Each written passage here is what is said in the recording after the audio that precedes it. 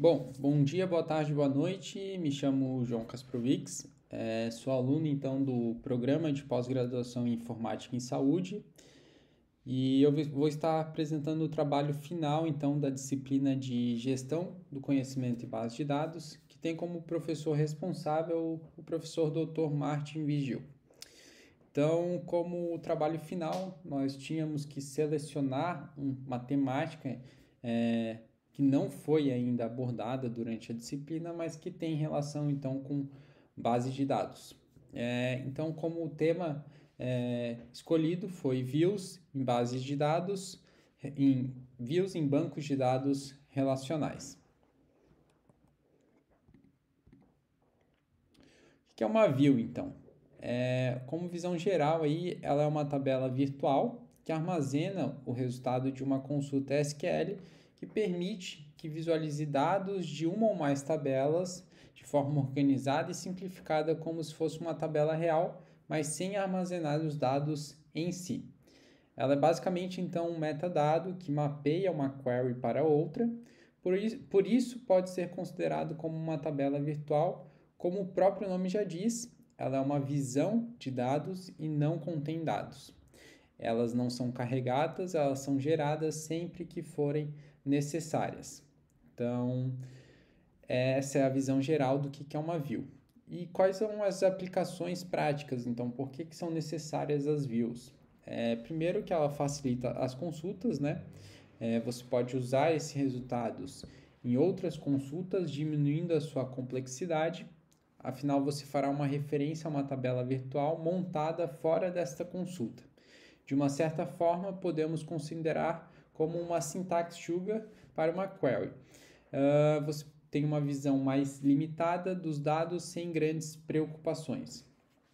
É possível também restringir acesso, então você pode colocar permissões em views, ou seja, você pode proibir acesso a tabelas em seu estado bruto, mas em uma certa condição o usuário pode ter acesso à informação da forma como você definiu em uma view. Você controla melhor o que o usuário e como o usuário pode acessar essa informação, funcionando então propriamente como um firewall. Reutilização de lógica. Então, as regras de negócio podem ser adotadas nas views, a maneira como você vai acessar os dados já está pré-definido, e isso pode ser útil para formatar dados, ajudar ferramentas externas e facilitar o acesso de APIs. Então, essas consultas, elas pré-definidas elas ficam armazenadas e não precisam lembrar de como criá-las, né? Já fica meio que armazenado nessa view. Não confundir com resultados. A sintaxe de criação, então, de uma view é basicamente como se cria uma tabela, só que basicamente você utiliza o create view, você nomeia essa view e você seleciona então os atributos da tabela que você quer criar, da tabela que você quer selecionar esses atributos.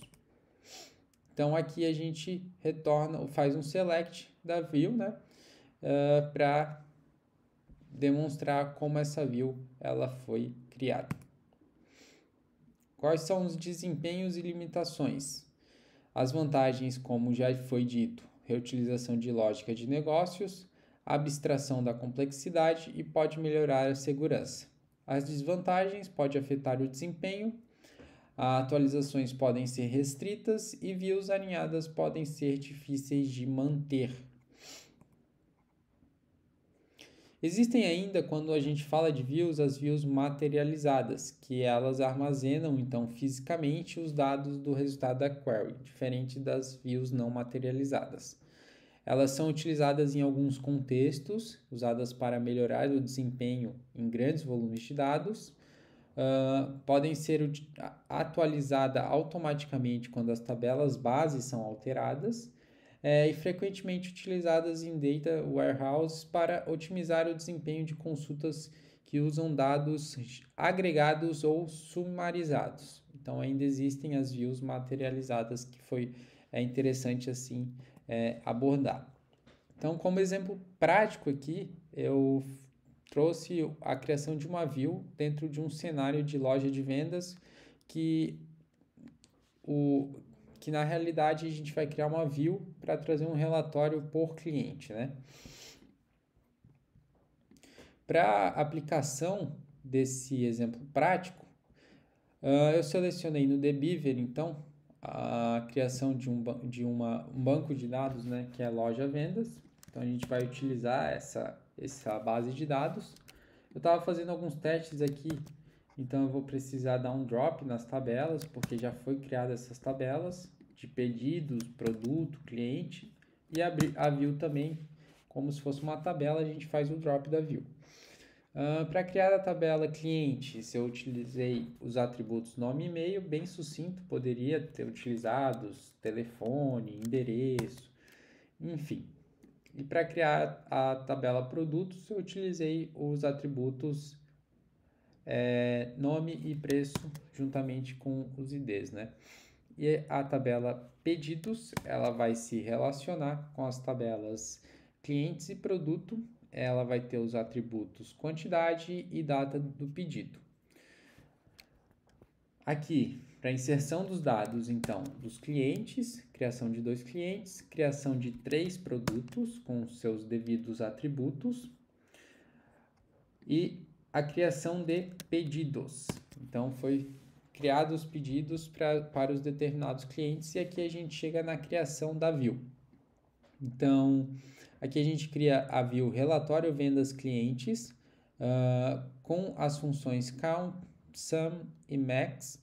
Então, para fazer a contagem do total de pedidos a partir do número de pedidos, né? Da tabela pedidos. A soma da quantidade dos pedidos, bem como o total do preço.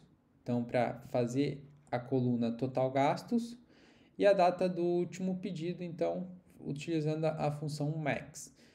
Aqui, nós iremos, então, criar e depois a gente traz essa view para ver como ela ficou.